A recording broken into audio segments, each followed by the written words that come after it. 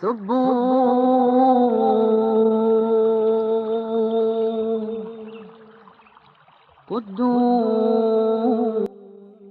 علیکم.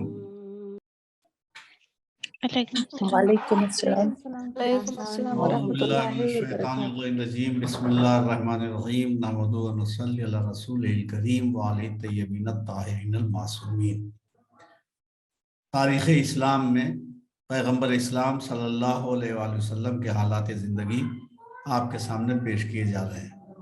اس سے پہلے ہم نے آپ کو بتایا تھا کہ جناب ابراہیم کی شادی جناب سارہ سے ہوئی تھی، لیکن جناب سارہ کے بطن سے کوئی اولاد نہیں ہوئی، تو جناب سارہ کے کہنے ہی سے جناب ابراہیم نے جناب ہاجرہ کے ساتھ شادی کی اور جناب ہاجرہ سے حضرت اسماعیل پیدا ہوئے. ابھی تک جناب سارہ کے کوئی اولاد نہیں ہوئی تھی. جناب ہاجرہ سے جب ابراہیم نے شادی کی تو ان سے اسماعیل پیدا ہوئے، اور اب روایتیں ہی کہتی ہیں کہ پھر جناب سارہ نے حضرت ابراہیم سے کہا کہ ہاجرہ کو آپ ہم سے دور لے جائیے. وہ مکہ لے آئے اور مکے میں چھوڑ دیا جناب ہاجرہ کو اور اسماعیل کو. یہ ایک الہی منصوبہ تھا جس پر عمل ہو رہا تھا. ظاہری حالات تو یہ ہیں، لیکن الہی منصوبہ تھا کہ جناب ہاجرہ سفر شام سے مکے کا طے کریں اور مکے آئیں تاکہ خانہ کعبہ کی تعمیر نو وہاں پہ ہو. بہرحال اس کے بعد اللہ کا کرنا یہ ہوا کہ جناب سارہ کے ہاں بھی ایک بیٹا پیدا ہوا جس کا نام اسحاق رکھا گیا. تو ہاجرہ سے جو بیٹا تھا اس کا نام اسماعیل، اور سارہ سے جو بیٹا ہوا اس کا نام سارہ سے اسحاق. تو جناب اسحاق کے بیٹے تھے یعقوب. یعقوب کا لقب تھا اسرائیل. انہی اسرائیل کی وجہ سے ان کی نسل جو ہے، ان کی اولاد، وہ بنی اسرائیل کہلائی. تو حضرت عیسیٰ علیہ السلام تک جتنے نبی ہیں، حضرت ابراہیم کے بعد اسحاق کی اولاد میں حضرت عیسیٰ علیہ السلام تک جتنے نبی ہیں وہ سب کے سب ان کا تعلق بنی اسرائیل سے ہے. لیکن ہاجرہ سے جو بیٹا پیدا ہوا جس کا نام جناب اسماعیل تھا، ان کی اولاد نیک اور صالح ہوتی رہی، ایک سلسلہ رہا، یہاں تک کہ ان کی نسل میں ہمارے آخری نبی سرکار ختمی مرتبت احمد مجتبیٰ محمد مصطفیٰ صلی اللہ علیہ وآلہ وسلم نبی ہوئے. اللہ نے انہیں نبی بنایا تھا اور سب سے پہلے انہی کے نور کو خلق کیا تھا. تو یہ جناب اسماعیل کی نسل میں ہے. تو پیغمبر اسلام صلی اللہ علیہ وآلہ وسلم کا سلسلہ نسب حضرت ابراہیم کے بیٹے اسماعیل سے ملتا ہے. اسماعیل جو جناب ہاجرہ کے بطن سے تھے. اب ہمارے نبی کریم صلی اللہ علیہ وسلم سن 1 عام الفیل کو مکے میں پیدا ہوئے. عام الفیل کسے کہتے ہیں معلوم ہے آپ کو؟ آپ میں سے کسی کو معلوم ہے؟ جی، ہاتھیوں والا سال. ہاتھیوں والا سال. تو کچھ ہوا تھا کیا ہاتھیوں کے ساتھ؟ جی مکے پہ جب وہ مکے حملہ میں کیا تھا، حملہ کرنے کی کوشش کی تھی تو ابراہا نے حملہ کیا تھا. ہاں، جی، ابراہا نے کنکڑیاں برسائی تھیں. ہاں، ماشاءاللہ، بہت عمدہ. تو یہ سن 1 عام الفیل. اصل میں دیکھیے وقت کے تعین کے لیے، وقت کو معلوم کرنے کے لیے ہر دور میں کوئی نہ کوئی سن رہا ہے. جیسے سن عیسوی حضرت عیسیٰ علیہ السلام کی ولادت کے بعد سے 1 عیسوی، 2 عیسوی، 3 عیسوی، یہاں تک کہ 2021 عیسوی کے آخری گویا ایام یہ گزر رہے ہیں. اور حضرت عیسیٰ علیہ السلام سے پہلے کی جو تاریخ ہے اسے قبل مسیح کہا جاتا ہے. قاف میم عموماً لکھا رہتا ہے، قاف میم قبل مسیح، یعنی حضرت عیسیٰ علیہ السلام سے پہلے. اب یہ الٹا ہے، یعنی بالکل حضرت عیسیٰ علیہ السلام سے قریب جو سال ہے، حضرت عیسیٰ علیہ السلام سے قبل 1 سال، 2 سال، 3 سال، یہاں تک کہ پیچھے چلا جائے گا یہ سال. تو حضرت عیسیٰ علیہ السلام کی ولادت سے پہلے قبل مسیح، اور حضرت عیسیٰ علیہ السلام کی ولادت کے بعد سے عیسوی قرار پایا. یہاں تک کہ جب ابرہہ والا واقعہ پیش آیا اور ہاتھیوں کا لشکر لے کر آیا وہ، اور بابلوں کے لشکر نے تہو بالا کر دیا، تہس نہس کر دیا اس لشکر کو، تو उस सन को आमुल फील का नाम दिया गया। तो उसके बाद से जो वाकया होता था, सन 1 आमुल फील, सन 2 आमुल फील, सन 3 आमुल फील, सन 4 आमुल फील, ऐसे सन गिना जाने लगा। लेकिन दो बहुत अहम वाकयात तारीख इस्लाम में आमुल फील के हवाले से मशहूर हैं। एक, पैगंबर इस्लाम सल्लल्लाहु अलैहि वसल्लम की विलादत, कि आप सन 1 आमुल फील में पैदा हुए। सन 1 आमुल फील का मतलब ये हुआ कि जिस साल हाथियों का हमला अबरहा लेकर आया था और हमला किया था हाथियों का, उसी साल पैगंबर इस्लाम सल्लल्लाहु अलैहि वसल्लम की विलादत हुई। तो आमुल फील के हवाले से एक वाक़या तो पैगंबर इस्लाम सल्लल्लाहु अलैहि वसल्लम की विलादत का है, और दूसरा जो हवाला है वो मौलाए कायनात की विलादत का है। यानी रसूल सन 1 आमुल फील में पैदा हुए और हजरत अली अलैहिस्सलाम सन 30 आमुल फील में पैदा हुए। तो ये सन 30 आमुल फील में पैदा हुए, इसका मतलब रसूल से मौलाए कायनात 30 साल तकरीबन छोटे थे। बहरहाल, तो 17 रबीउल अव्वल सन 1 आमुल फील को मक्का मुकर्रमा में पैगंबर इस्लाम सल्लल्लाहु अलैहि वसल्लम की विलादत हुई, और वो दिन जुमे का दिन था और फजर का वक्त था, सुबह का वक्त था, फजर का वक्त था। हमारे नबी करीम सल्लल्लाहु अलैहि वसल्लम के वालिद का नाम अब्दुल्ला, वालिदा का नाम आमिना, दादा का नाम अब्दुल मुत्तलिब, और हजरत अबू तालिब आपके सगे चचा थे। यानी चचा तो और भी थे, अबू लहब भी चचा था, लेकिन हजरत अबू तालिब जो थे वो पैगंबर इस्लाम सल्लल्लाहु अलैहि वसल्लम के सगे चचा थे, और उन्होंने अपनी पूरी कुव्वत और पूरी ताकत लगा दी कि पैगंबर इस्लाम दीन की तबलीग सुकून और इत्मीनान के साथ कर सके। और जो भी मुश्किल नबी करीम के सामने आई, जनाब अबू तालिब जब तक जिंदा रहे वो बिल्कुल सीना से पर रहे, मुहाफिज रहे, पैगंबर इस्लाम की हिफाजत करते रहे, और खुलकर पैगंबर इस्लाम को तबलीग इस्लाम का मौका मिला। और जब मुश्किल का वक्त आया, यानी अरब ने बाइकाट कर लिया, मक्के वालों ने बाइकाट कर लिया, तो शेब अबी तालिब में आप ले करके तमाम बनी हाशिम को और कुछ खास लोगों को आगे, वो आगे चल करके सबक में आएगा। तो जनाब अबू तालिब एक गोया मजबूत कला बन गए, मजबूत मुहाफिज बन गए पैगंबर इस्लाम सल्लल्लाहु अलैहि वसल्लम के लिए। तो अब उन काफिरों ने ये देखा कि अगर अबू तालिब दरमियान में ना आए होते तो हम रसूल को मौका न देते कि वो तबलीग कर सके, मगर जनाब अबू तालिब ने हमको मजबूर कर दिया। इसलिए अबू तालिब के खिलाफ वो तमाम लोग हो गए जो नबी के दुश्मन थे, नबी के मिशन के दुश्मन थे, और यहाँ तक के आगे चलकर जब उन्होंने कलमा पढ़ा और इस्लाम लाए, तब भी जनाब अबू तालिब से बोझ, उनके दिलों से बोझ निकला नहीं, और उन्होंने जनाब अबू तालिब को काफिर साबित करने के लिए रवायत गढ़वाई और रावी खरीदे, मुहद्दिस खरीदे, और झूठी सच्चे वाकयात मंसूब करके साबित ये करना चाहा कि जनाब अबू तालिब काफिर थे। सवाल ये पैदा होता है कि इतना बड़ा एहसान बानी इस्लाम पे जनाब अबू तालिब का है, अगर अबू तालिब काफिर होते तो आज तमाम कुफ्फार मिल के एक ताना दे रहे होते मुसलमानों को कि क्या तुम अपने दीन को पेश कर रहे हो, कल तुम्हारे नबी ने जब दीन इस्लाम की तबलीग शुरू की थी तो एक काफिर ही था कि जिसने तुम्हारे नबी की मदद की थी। लेकिन काफिरों की निगाह में जनाब अबू तालिब काफिर नहीं है। अफसोस इस बात का है कि जिन्होंने कलमा पढ़ा उन मुसलमानों ने जनाब अबू तालिब को मसलहत की बुनियाद पर, हसद की बुनियाद पर, अदावत और दुश्मनी की बुनियाद पर काफिर कहना शुरू किया। तो बहरहाल हजरत अबू तालिब पैगंबर इस्लाम सल्लल्लाहु अलैहि वसल्लम के सगे चचा थे। हमारे नबी करीम अभी मादर गिरामी के शिकम में थे, बतन मादर में थे कि आपके वालिद जनाब अब्दुल्ला का इंतकाल हो गया। ज्यादातर रिवायतें यही बताती हैं कि बाप बतन मादर में थे, माँ के पेट में थे, कि आपके वालिद जनाब अब्दुल्ला का एक सफर में इंतकाल हो गया। जब आप 4 बरस के थे, यानी विलादत से पहले बाप का इंतकाल हुआ, जब 4 बरस के हुए तो आपकी वालिदा जनाब आमिना का भी इंतकाल हो, यानी 4 बरस के सिन में न माँ जिंदा रही न बाप जिंदा रहे। तो 4 बरस के सिन में माँ का इंतकाल हो गया, जिनका नाम जनाब आमिना था। अब माँ के इंतकाल के बाद जनाब अब्दुल मुत्तलिब जो नबी के दादा थे, انہوں نے پیغمبر اسلام صلی اللہ علیہ وسلم کو اپنی شفقتوں کے سائے میں رکھا، لیکن جب ان کا بھی گویا وقت قریب آیا اور نبی کریم صلی اللہ علیہ وسلم کی عمر اس وقت 8 سال کی تقریباً ہوئی جب جناب عبد المطلب کا انتقال ہوا۔ جب نبی 8 سال کے تھے تو جناب عبد المطلب یعنی دادا کا بھی انتقال ہو گیا۔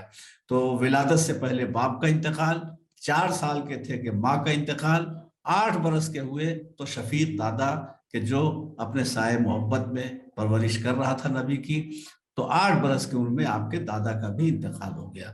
لیکن جناب عبد المطلب نے اپنے انتقال سے پہلے پیغمبر اسلام جو اللہ کی ایک اہم امانت تھے، اس امانت کو جناب عبد المطلب نے ابو طالب کے حوالے کیا، اور جناب ابو طالب جب تک زندہ رہے پیغمبر اسلام صلی اللہ علیہ وآلہ وسلم کی حفاظت کرتے رہے۔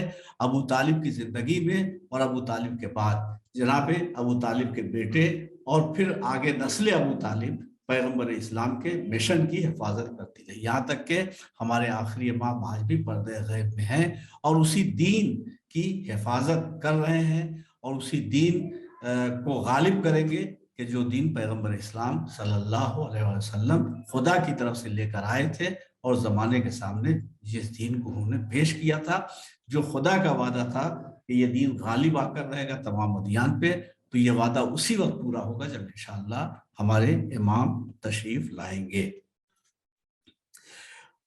اب پیغمبر اسلام صلی اللہ علیہ وسلم اپنے چچا جناب ابو طالب کے زیر سایہ زندگی گزار رہے ہیں 8 برس کی عمر سے۔ 8 برس کی عمر تک دادا نے پرورش کی، 8 برس کی عمر سے جناب ابو طالب کے زیر سایہ آپ رہے، یہاں تک کہ جب نبی 25 برس کے ہوئے، یعنی 25 ایئرس، 25 برس کے جب نبی ہوئے تو جناب خدیجہ سے آپ کی شادی ہوئی، جو مکے کی سب سے بلند کردار اور مالدار دولت مند بیوی تھی۔ جناب خدیجہ کی دولت کا اندازہ نہیں لگایا جا سکتا، ملکۃ العرب کا لقب انہیں ملا ہوا تھا، اور سب سے بڑی چیز یہ تھی کہ بزنس ایک ایسی چیز ہے، تجارت ایک ایسی چیز ہے کہ آج بھی تجارت میں اللہ کے قانون کو برقرار رکھنا بہت مشکل ہو جاتا ہے، اور بزنس میں مال حلال بالکل، ہر مال بالکل حلال ہو، طیب ہو، پاک و پاکیزہ رہے، یہ ذرا بہت مشکل ہو جاتا ہے، کہیں نہ کہیں بے ایمانی، چوری شامل ہو جاتی ہے، جھوٹ، فراڈ، فریب شامل ہو جاتا ہے۔ لیکن جناب خدیجہ نے اس وقت جب کبھی اسلام کی تبلیغ بھی پیغمبر اسلام کے ذریعے سے نہیں ہوئی تھی، اس زمانے میں اتنا پاکیزہ بزنس کیا، اتنا بڑا بزنس اور اتنا پاکیزہ بزنس کیا کہ جناب خدیجہ کی دولت کا تمام حصہ اسلام کی نشر و اشاعت پہ خرچ ہوتا ہے، زیادہ تر حصہ جناب خدیجہ کی دولت کا اسلام کی نشر و اشاعت پر خرچ ہوتا ہے، یعنی اتنا پاکیزہ سرمایہ تھا، اتنی پاکیزہ دولت تھی جناب خدیجہ کی کہ اللہ نے بھی قبول کیا، رسول نے بھی قبول کیا، اور دین کی اشاعت کے، دین کی تبلیغ کے کام آئی جناب خدیجہ کی دولت۔ تو جناب خدیجہ نے اپنی ساری دولت اسلام پہ خرچ کر دی۔ جب نبی کریم صلی اللہ علیہ وآلہ وسلم 25 سال کے تھے تو جناب خدیجہ سے شادی ہوئی، اور اب آہستہ آہستہ عمر آپ کی بڑھتی رہی، یہاں تک کہ جب نبی 40 سال کے ہوئے تو اللہ نے آپ کو نبوت کے اعلان کا حکم دیا۔ نبی کریم کو حکم ہوا، 40 سال کے جب آپ ہوئے تو حکم ہوا کہ آپ اعلان رسالت کرتے ہیں۔ جناب خدیجہ سے آپ کے کئی بیٹے پیدا ہوئے جو زندہ نہ رہے، ان میں سے ایک بیٹے کا نام قاسم تھا۔ جناب خدیجہ کے بطن سے جو کئی بیٹے ہوئے ان میں سے ایک بیٹے کا نام قاسم تھا، انہی کی وجہ سے آپ کی کنیت ابو القاسم ہوئی۔ اور ابراہیم جو ہیں رسول کے ایک بیٹے ابراہیم، وہ جناب ماریہ قبطیہ کے بطن سے تھے۔ بیٹوں کے انتقال کے بعد شہزادی فاطمہ زہرا پیدا ہوئی، یعنی بیٹے آپ کے زندہ نہ رہے، اس دنیا سے رخصت ہو گئے، تو بیٹوں کے انتقال کے بعد، بیٹوں کی رحلت کے بعد جناب سیدہ کی ولادت ہوتی ہے۔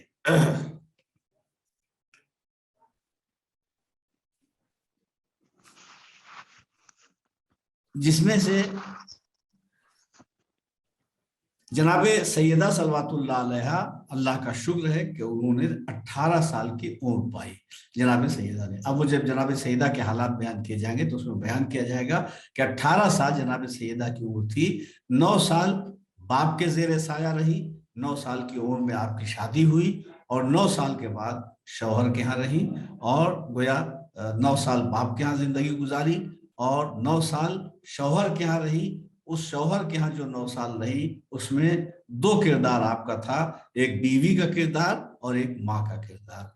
हसन और हुसैन जनाब ज़ैनब उम्मे कुलसूम जैसी औलाद की माँ थी आप, मौलाए कायनात अली इब्न अबी तालिब अलैहिस्सलाम जैसे अजीमुल मर्तबत शौहर की ज़ौजा थी आप, और पैगंबर इस्लाम सल्लल्लाहु अलैहि वसल्लम की बेटी। तो 9 साल जिंदगी के आपने बाप के यहाँ गुजारे, 9 साल शौहर के घर में गुजारे, 18 साल की जिंदगी हुई। पैगंबर इस्लाम सल्लल्लाहु अलैहि वसल्लम की नस्ल जनाब फातिमा से चली। नबी का जब इंतकाल हुआ है तो यानी इस दुनिया से रुखसत हुए, जाहिरी तौर पर गोया इस दुनिया से रुखसत हुए, तो उस वक्त हमारे नबी की उम्र 63 साल थी, 63 साल थी। जब नबी तशरीफ लाए तो उस वक्त अरब इंतहाई गुमराही, जिहालत और जाहिलियत के अंधेरे में डूबे हुए थे। तो मतलब जितनी बुराइयां हो सकती हैं अल्फाज में बयान करना मुमकिन नहीं है, वो तमाम बुराइयां उस दौर के समाज में थी, उस दौर के मुआशरे में थी, खुसूसन मक्के में, अरब में, पूरे अरब में बुराइयां फैली हुई थी। वो अल्लाह का सजदा करने के बजाय, अल्लाह की इबादत करने के बजाय 360 खुदाओं को बुत की सूरत में सजदा कर रहे थे, उनकी परस्तिश कर रहे थे, और अखलाक उनका इंतहाई पस्त था, इंतहाई जलील किरदार के मालिक थे।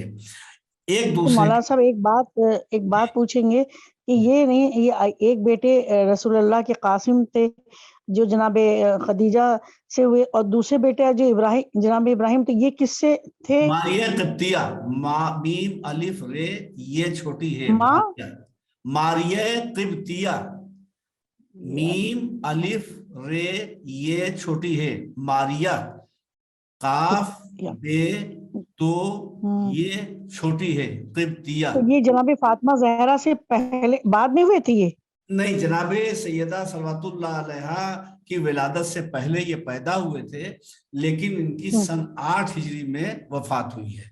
सन 8 यानी 5 हिजरी में जनाबे सैयदा पैदा हुई है। जनाबे खदीजा से जो बच्चे पैदा हुए थे उन बच्चों के बाद जनाबे फातिमा पैदा हुई है। मारिया किब्तिया से जो इब्राहिम पैदा हुए हैं ये सन 5 हिजरी में, ये सन 8 हिजरी में इनकी विलादत हुई है और वफात सन 10 हिजरी में हुई है। मारिया किब्तिया से इब्राहिम जो पैदा हुए वो सन 8 हिजरी में पैदा हुए और 10 हिजरी में इनकी रहलत हुई है। किस तरीके से रहलत हुई है कि एक दिन गोद में इमाम हुसैन को और दूसरे जानू पे जनाब इब्राहिम को लेकर बैठे हुए थे। इमाम हुसैन की विलादत हो चुकी है तब इनका इंतकाल हुआ है, यानी सन 10 हिजरी में। 10 हिजरी का मतलब है कि रसूल की रहलत से बस बहुत कुछ दिनों पहले आपका इंतकाल हुआ है। मौला हुसैन की विलादत के बाद ये जनाब इब्राहिम वो हुए, इंतकाल हुआ। जी हाँ, एक जानू पे इमाम हुसैन को बिठाए थे रसूल और एक जानू पे जनाब इब्राहिम को बिठाए हुए थे। तो जनाब जिब्रील नाजिल हुई और कहा कि इन दोनों में से एक बच्चे को आप कबूल फरमाइए। तो इमाम हुसैन अलैहिस्सलाम ने अपने बेटे जनाब इब्राहिम को आपने कुर्बान कर दिया। अब यहाँ पे जो बहुत अहम बात है, चूंकि बहुत गहराई में हम इसलिए नहीं जाते कि अभी आगे बातें जैसे जैसे बढ़ेंगी आएंगी, तो इसमें बहुत अहम यहाँ पे जिक्र आ गया तो बयान कर देते हैं कि जब सन 8 हिजरी में इब्राहिम पैदा हुए हैं और सन 10 हिजरी में रहलत हुई है, यानी 11 मुहर्रम और सफर 11 हिजरी का दूसरे ही महीने में तो रसूल की रहलत हुई है और 10 हिजरी में जनाब इब्राहिम का इंतकाल हुआ। तो कोई आखिरी दिनों में इंतकाल हुआ। इमाम हुसैन की विलादत हो चुकी थी, इमाम हुसैन तकरीबन 7 साल के हो चुके थे। और कर रहे हैं आप, सन 4 हिजरी में इमाम हुसैन अलैहिस्सलाम पैदा हुए, 3 शाबान सन 4 हिजरी में। तो तकरीबन 6-7 बरस का सिन था इमाम हुसैन अलैहिस्सलाम का। तो यहाँ जो खास बात है वो ये कि सन 10 हिजरी में जनाब इब्राहिम का इंतकाल हुआ है और मुबाहला सन 9 हिजरी में हुआ है।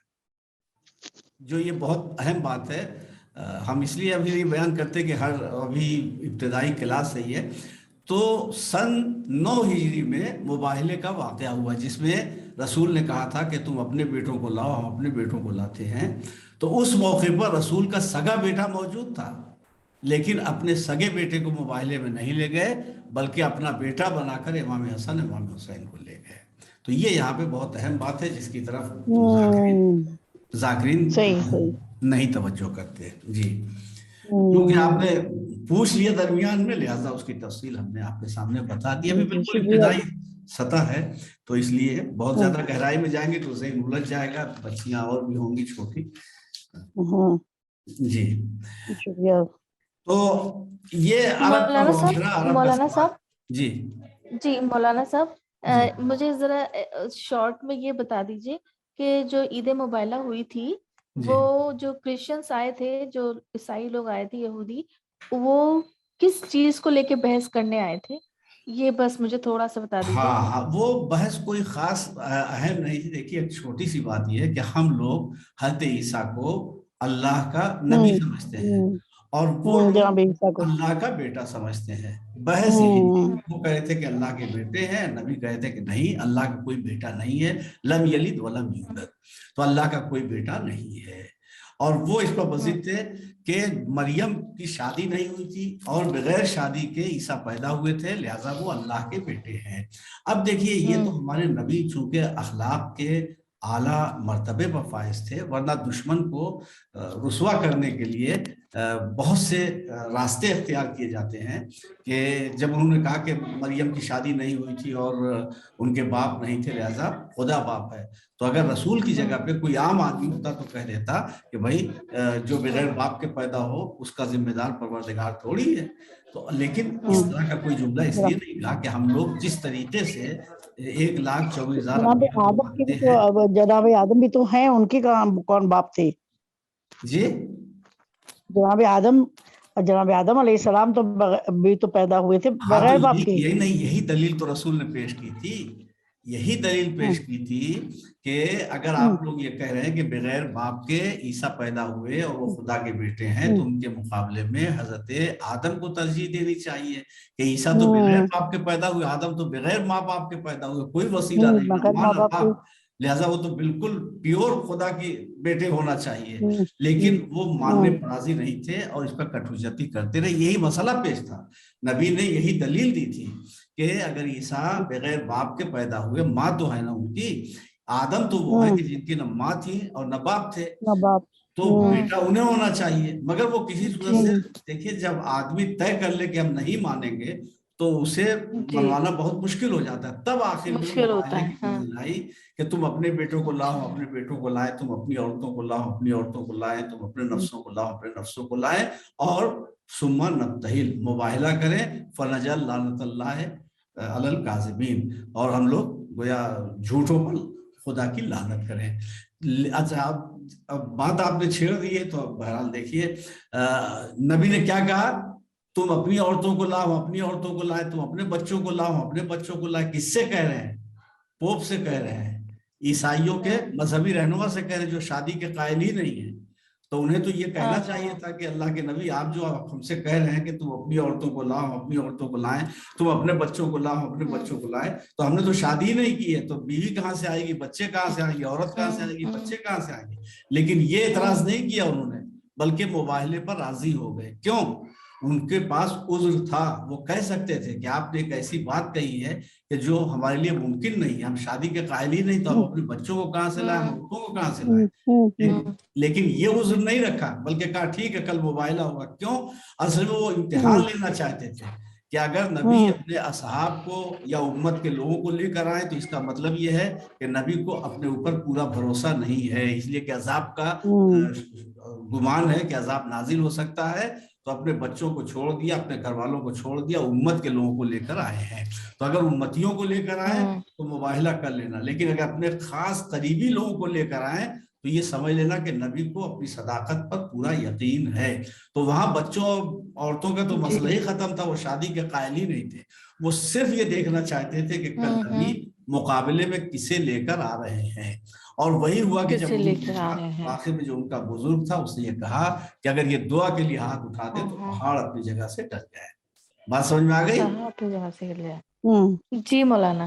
اچھا تو بہرحال اس وقت کا معاشرہ ایسا تھا کہ جو انتہائی برا تھا.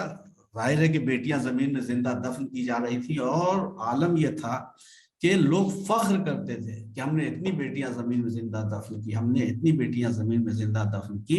اس بات پہ وہ فخر کیا کرتے تھے. جتنی برائی کا تصور ہو سکتا تھا وہ ساری برائیاں عربوں میں پائی جاتی تھی. ایسے میں اللہ اگر چاہتا تو ملک الموت کو نبی بنا کے بھیج دیتا کہ جو غلط کام کرے اس کی روح قبض کر دو.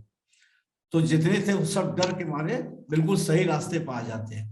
لیکن اللہ نے ملک الموت کو نبی بنا کے نہیں بھیجا بلکہ رحمت للعالمین نبی کو بنا کر بھیجا, تاکہ جو سماج اخلاقی طور پر بالکل خراب ہو چکا ہے وہ اپنی آنکھوں سے نبی کے کیریکٹر کو دیکھے کہ اخلاق اسے کہتے ہیں اور اخلاق میں یہ طاقت ہوتی ہے, اخلاق میں یہ قوت ہوتی ہے. اس لیے صاحب خلق عظیم پیغمبر کو, رحمت للعالمین پیغمبر کو رحمت للعالمین پیغمبر کو بھیجا اور انہوں نے امین اور صادق کہنا شروع کر دیا. اس برے معاشرے نے, برے سماج نے نبی کو امین اور صادق کہنا شروع کر دیا, اور یہاں تک کہ وہ اپنی امانتیں پیغمبر اسلام صلی اللہ علیہ وسلم کے پاس رکھوایا کرتے تھے. اور آخری جملہ یہ سمجھ لیجئے کہ نبی نے اپنے کیریکٹر کا کلمہ پہلے پڑھوایا ہے, اللہ کا کلمہ بعد میں پڑھوایا ہے. چلیے آج کا سبق تمام ہوا. خدا حافظ. محمد اللہم صلی علی محمد و آل محمد اللہم صلی علی محمد